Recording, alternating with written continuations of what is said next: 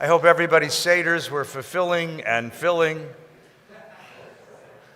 And you woke up this morning to the blessed, inspiring aroma of matzah brai, which was God's gift to the Jewish people as a compensation for 280 years of slavery. So I hope it was a wonderful morning. Please come have a seat.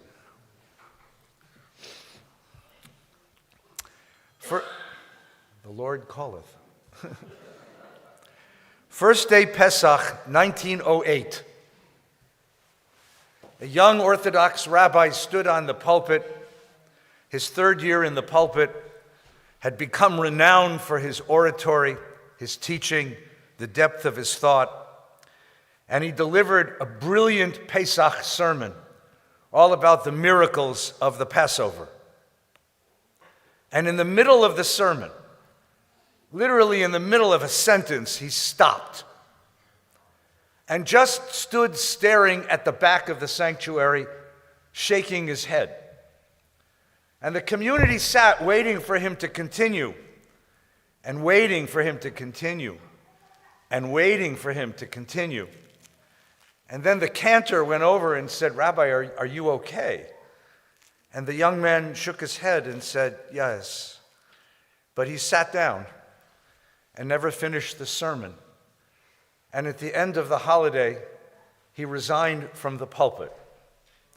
His name was Mordechai Kaplan. Kaplan wrote later in one of his autobiographical essays that morning, in the middle of that sermon, he asked himself a question that no rabbi should ever ask in the middle of a sermon. Do you believe this? Do you believe what you're saying? Do you believe what you're teaching? Kaplan had graduated City College of New York and was attending Columbia University studying philosophy with John Dewey. This was the moment when science was rising, and science was reshaping American civilization, and science was seen as the salvation. And science, of course, teaches that in all places and in all circumstances, there is a set of patterns called natural law, and natural law adheres, and therefore there can be no miracles, nothing supernatural. And so Kaplan, having imbibed this philosophy, asked himself, do you believe what you're saying? Do you really believe any of this? And when he realized that he could not, that frogs do not fall from the sky, that sticks do not turn into snakes, that bushes do not burn and not burn up, that seas do not spontaneously split, he sat down and resigned that pulpit, went and sold life insurance for a year. And he was terrible at it, because if you can't sell God, you can't sell life insurance. And then he was invited back to the newly reorganized Jewish Theological Seminary to teach there. Kaplan read Maimonides during that year. And in the 12th century, Maimonides faced a similar question. When the intellectual zeitgeist, the intellectual atmosphere, contradicts what I read in my faith, what takes precedence? Do I simply separate them and live in the scientific world Monday through Friday and live in the Torah world on Shabbos?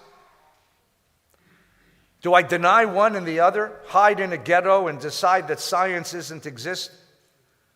Or give it up altogether, as so many of his generation did, as so many of his generation had given it up?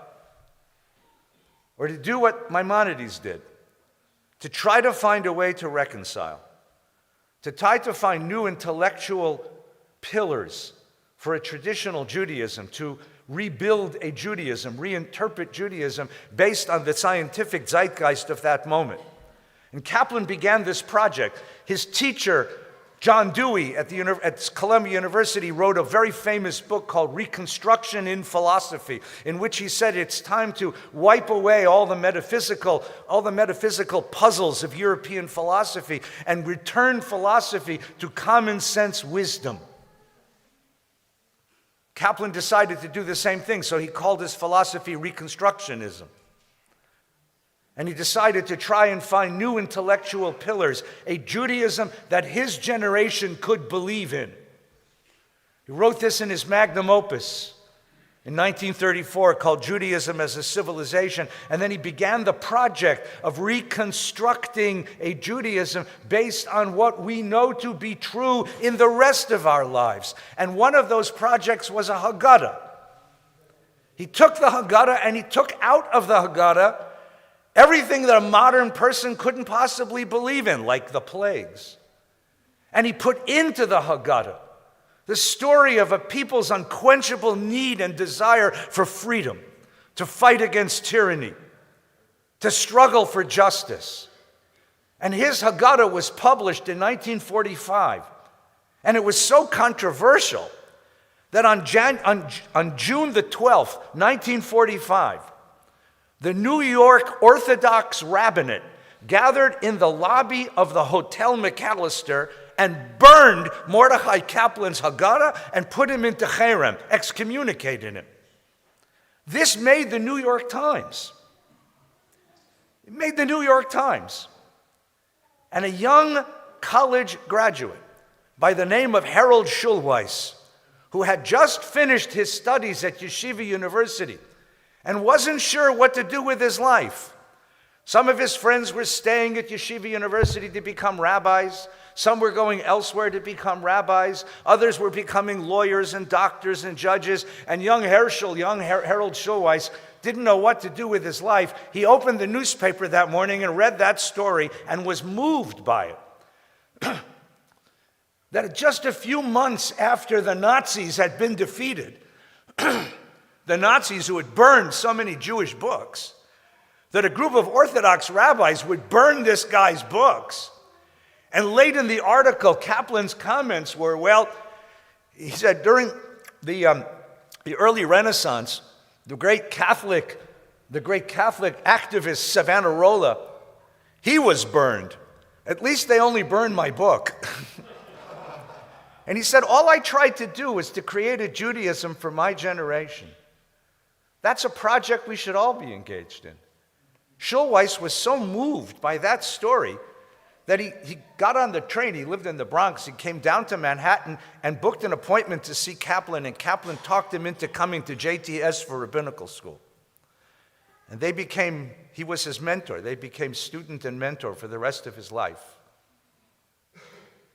40 years after Kaplan's ill-fated sermon on the first day of Pesach, Schulweis stood on a pulpit in Oakland, California, and delivered his Pesach sermon. And something very similar happened. He couldn't give the sermon because he realized that there was a question that hung over the Seder, a question far deeper and far more disturbing than the 4 questions of the Haggadah. The question is, how can I believe in a God who has a role in human history in the shadow of the Holocaust? How can I believe in a God who heard the cries of slaves in Egypt and came to redeem them, but somehow was oblivious to the screams of children in Auschwitz? His colleague Richard Rubinstein had written a very important essay in which he said, I can no longer believe in that God, and so I can no longer stand as a rabbi in the community. And Schulweis was attracted to that, but he wasn't ready to make that concession. There wasn't ready to make that concession. And it wasn't just the radical evil of the Holocaust. Because now, having practiced for a few years as a congregational rabbi, he knew what it meant to stand at the hospital bed, to be at the cemetery, to be in a house of Shiva, when people whose lives have been shattered by moments of catastrophe come and ask the question, why me, Rabbi? Why did God do this to me? This was the problem that animated Harold Schulweis his entire life. And I share this with you today because I think it is still a problem in our community. And because this year in December we celebrated his 10th yahrzeit. And tomorrow, April 14th, 2025, would have been Harold Schulweis's 100th birthday. His presence still inhabits this building I tell you, come upstairs, you can feel him there. His spirit still fills this place. Schulweis did exactly what his teacher Kaplan did. He opened Maimonides.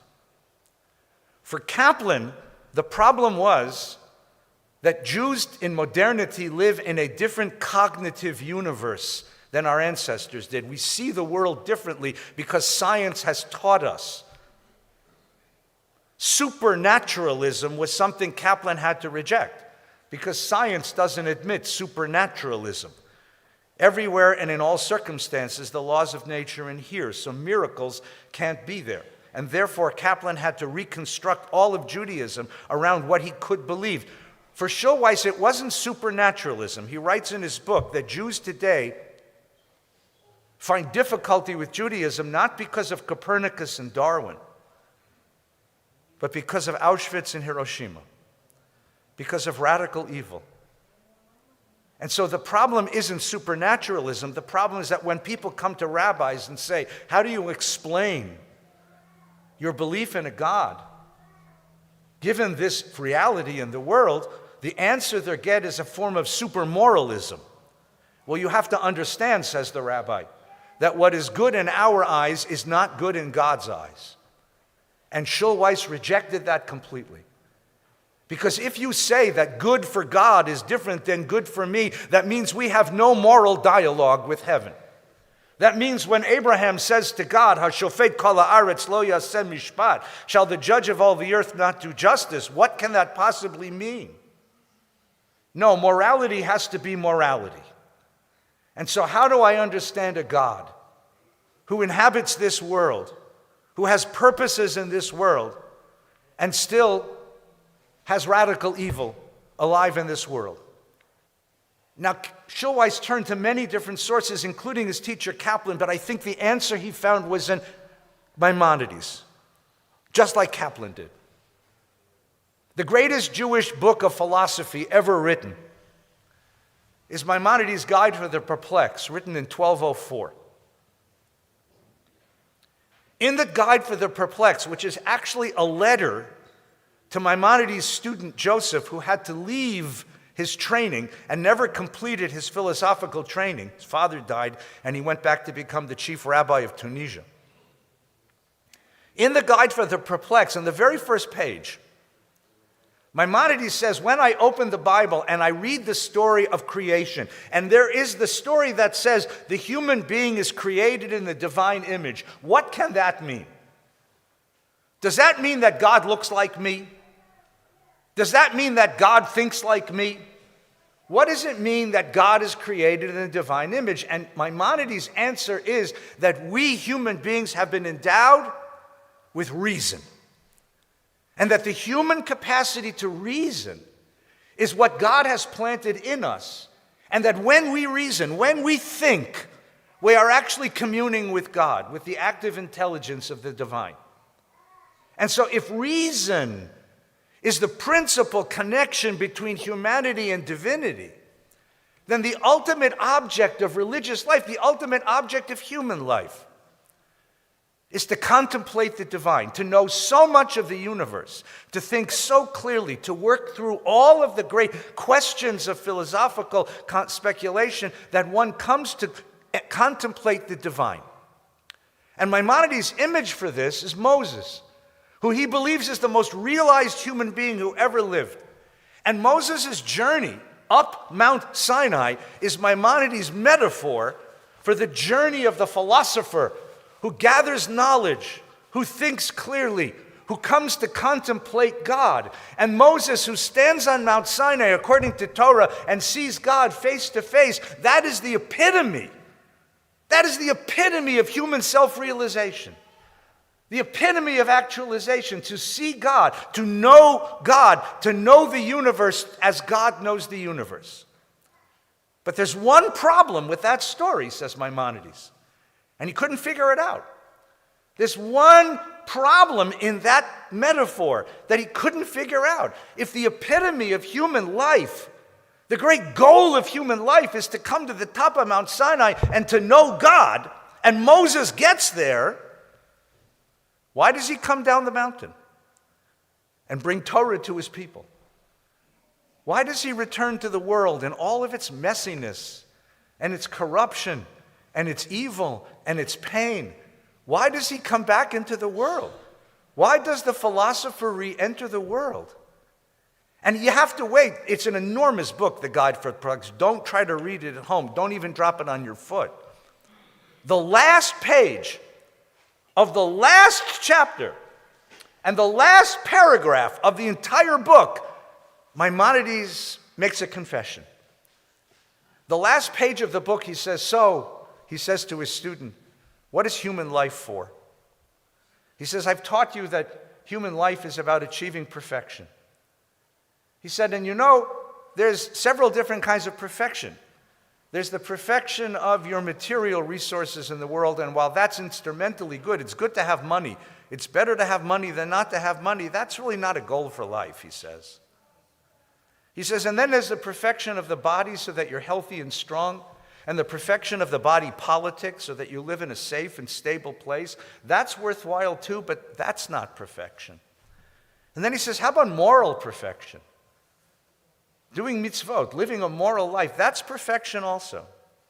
Because then you will live a moral life. But that's not the ultimate perfection. The ultimate perfection, says Maimonides, is the perfection of the mind, so that you too can contemplate God. And then he quotes a verse from the 9th chapter of the book of Jeremiah. And the verse goes like this, thus says the Lord, let not the wise man glory in his wisdom, let not the strong man glory in his strength, let not the rich man glory in his riches, but only in this should one glory, in his earnest devotion to me, says God. For I, the Lord, act with kindness, justice, and righteousness in the world, for in these I delight.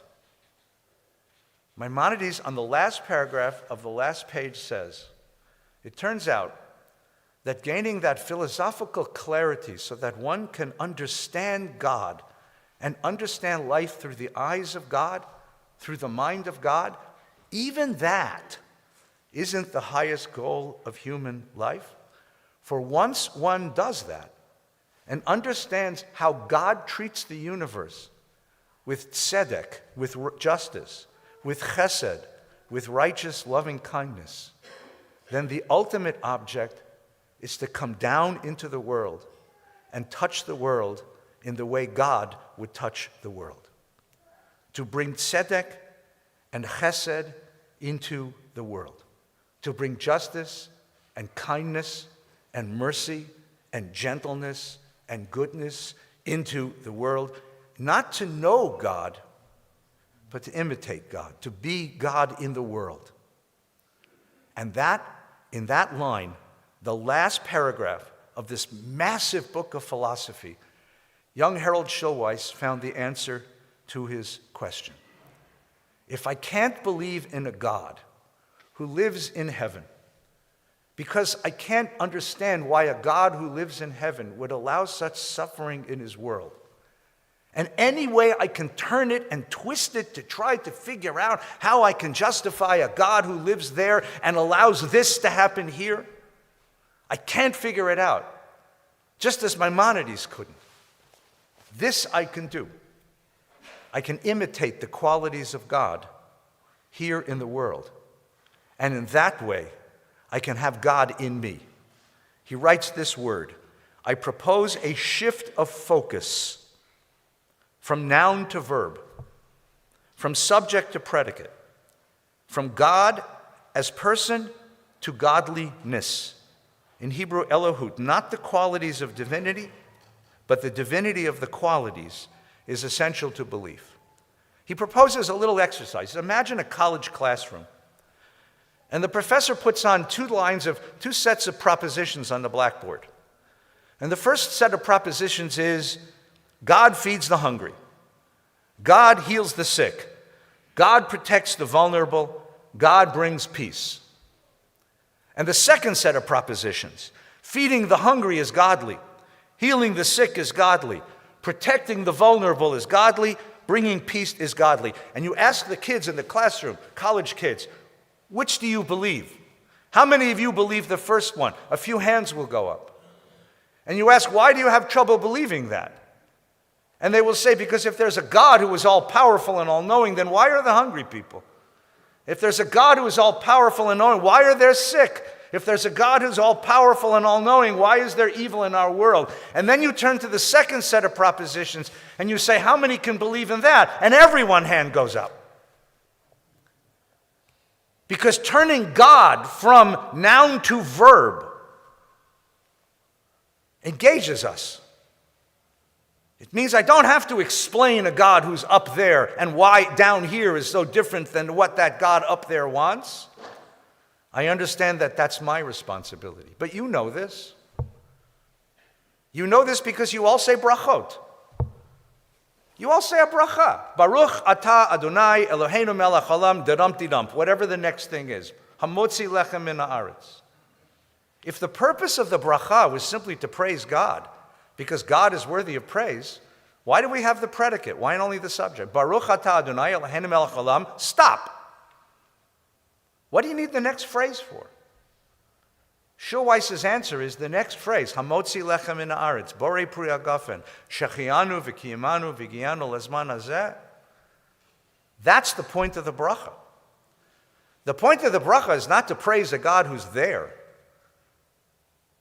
Not to praise a God who is there, because then it would stop at Eloheinu melech haolam, period. The point of the bracha is to point to an activity in the world, a process in the world, something we are responsible for in the world,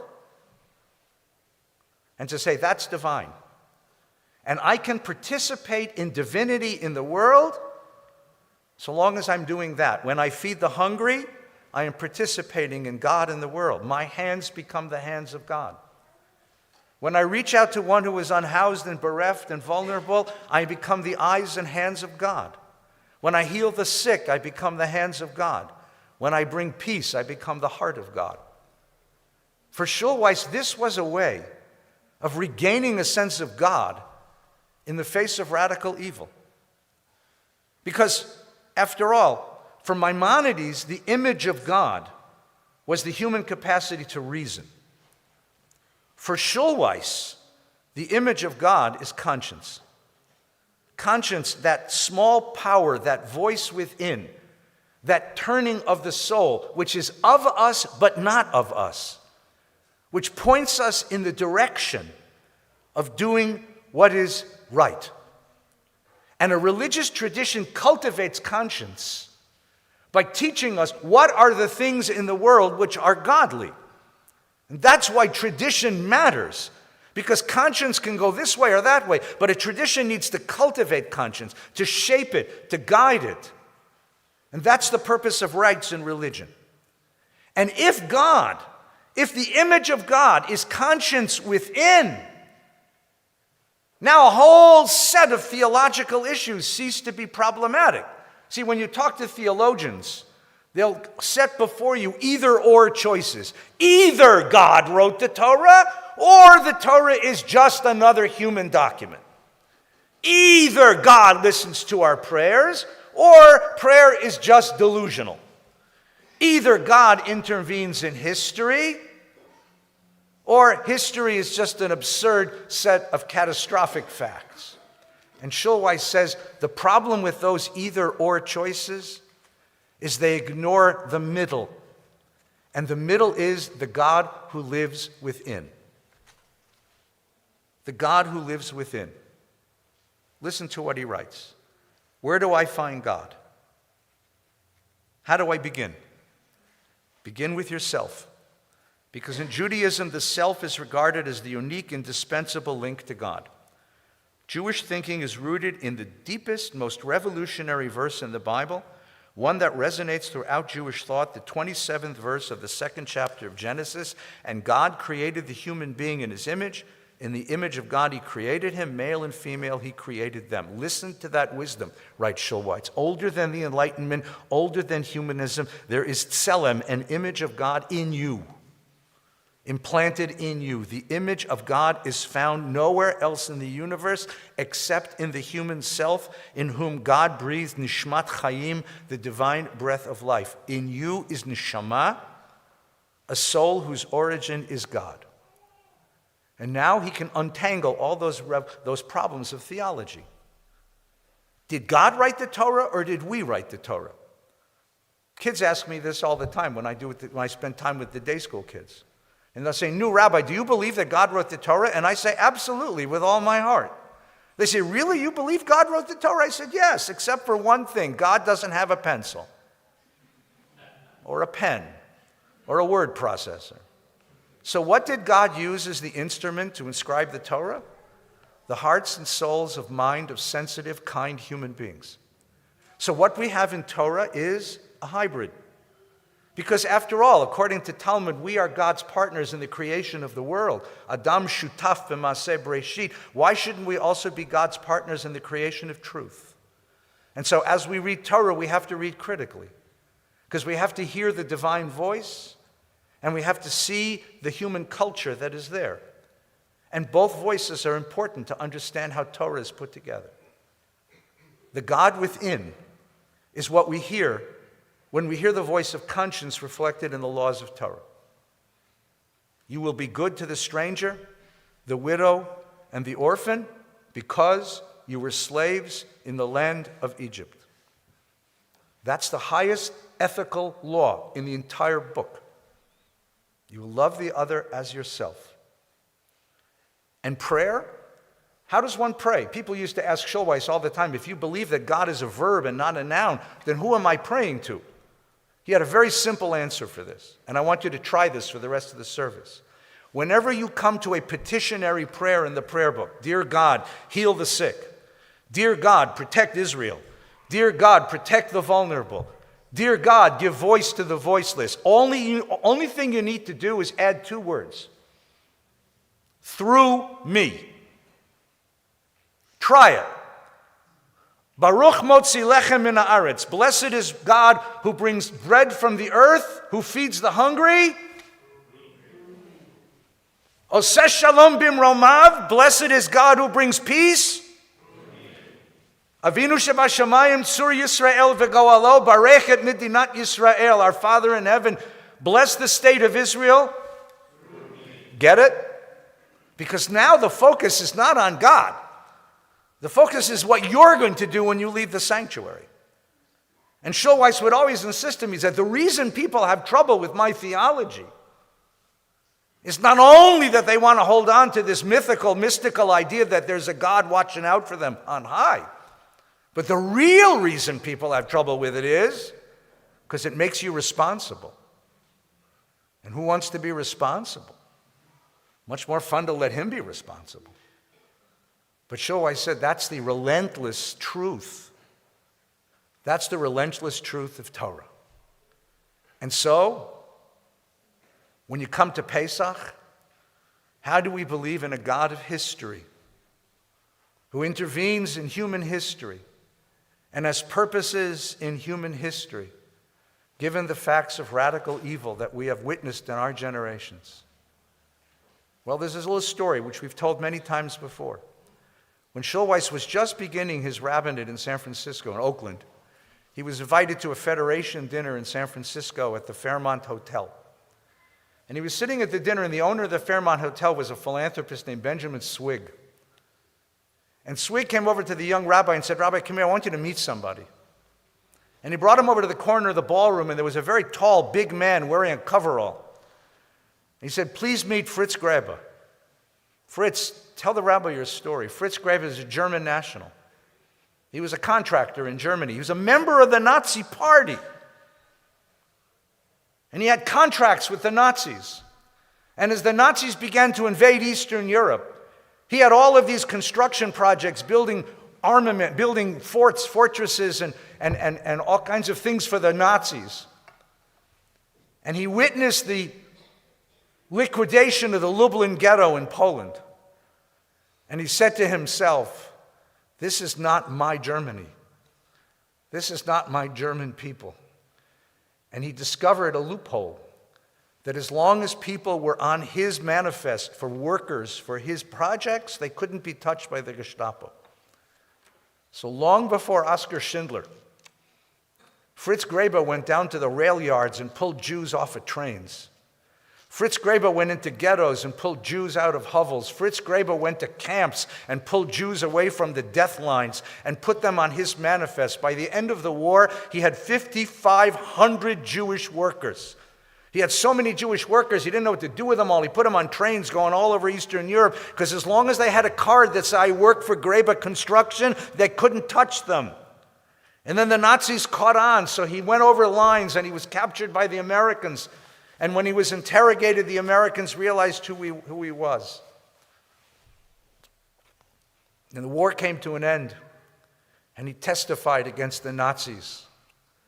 And that made him an outcast in his community, and he came to San Francisco, and Benjamin Swig gave him a job as the maintenance director of the Fairmont Hotel. Harold Schulweis stood in that ballroom looking up into this man's cold blue eyes and said, "You saved 5,500 Jews from the Nazis?" Fritz Grabber said, "I think so. I think that's how many it was." Schulweis said, "Why did you do that?" And Fritz Grabber just said, "Because it was right. Because that's what needed to be done." And then Schulweis said, "What did we ever do to say thank you?" And he said, "I don't want thank you. My God will judge me. I did what was right." How does God intervene in history? Through the hands of Fritz Grabber and the Japanese diplomat Sempo Sugihara, who saved 3,500 Lithuanian Jews, and Raoul Wallenberg, who'd saved 30,000 Hungarian Jews, and Father Benoit Paris, and every priest and nun, every baker and butcher and farmer and policeman who looked the other way. Schulweis used to scream at us, "Why is it that you know the names of all of the destroyers, but you don't know the names of the rescuers?" Because in those rescuers, he found the answer to the Pesach question. God does intervene in history through the hearts and minds and hands of good human beings who are willing to stand against Pharaoh in every generation and to protect us. And to protect us. Tomorrow's his 100th birthday. So I'll leave you with one more custom tonight. You'll find it in our Haggadah. I did a Haggadah with him. At the end of the Seder, after dinner in Birkat HaMazon, we rise and go to the door and open the door to Eli Hanavi. Yesterday, Rabbi Aronoff read us the beautiful, beautiful Haftarah from Malachi, the last of the biblical prophets, who said one day Elijah the prophet is going to come to announce the coming of redemption. The coming of redemption. So what we do is in opening the door to Elijah, you're saying, "Dear God, let it be tonight." Or at least you're saying, "I want that hope. I want that dream. I want that vision as part of my table and my life. I don't want to just talk about slavery and its bitterness. And I don't want to talk about a liberation that was. I want to talk about a liberation that is yet to come." You open the door to Elijah. And on the table there's a cup called the Elijah cup. It's the 5th cup of the Seder. And usually it sits there empty, it's full of wine. But there was a beautiful custom initiated in the household of Rev Naftali of Ropshitz, the 18th century Hasidic master. He said, "No, don't fill the cup yet. Don't fill the cup yet, but this is what you must do. Take the Elijah cup and pass it around the table. And let everyone at the table pour a bit of their wine into that cup. And make a promise that this year we will work and we will struggle and we will stand up and we will give voice and we will strive to bring liberation in our time. Because we are the hands of God, and we are the eyes of God. And if redemption's going to come, it's not going to come from frogs from heaven. It's going to come from the efforts, the striving, the voices, the hearts of human beings who really understand what God expects us to do, to bring justice and righteousness and goodness into the world. Tomorrow is his 100th birthday. Zecher Tzadik Livracha. May this great, great teacher, may his memory always be a blessing to all of us. Chag Sameach.